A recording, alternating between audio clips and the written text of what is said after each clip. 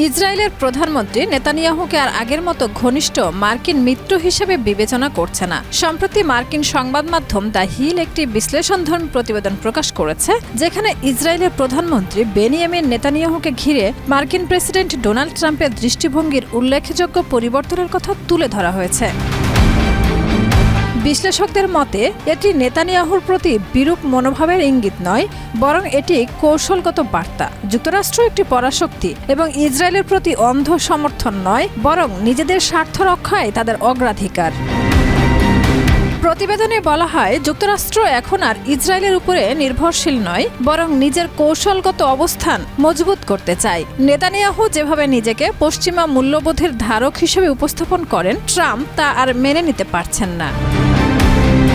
গাজায় চলমান যুদ্ধকে নেতানিয়াহু নিজের রাজনৈতিক স্বার্থে ব্যবহার করছেন বলে প্রতিবেদনে উল্লেখ করা হয়। এছাড়া নেতানিয়াহু মার্কিন রাজনীতিতে এআইপিএসি এর মাধ্যমে প্রভাব বিস্তার করেছেন এবং সমালোচকদের দমনে ইহুদি বিদ্বেষী তকমা ব্যবহার করেছেন।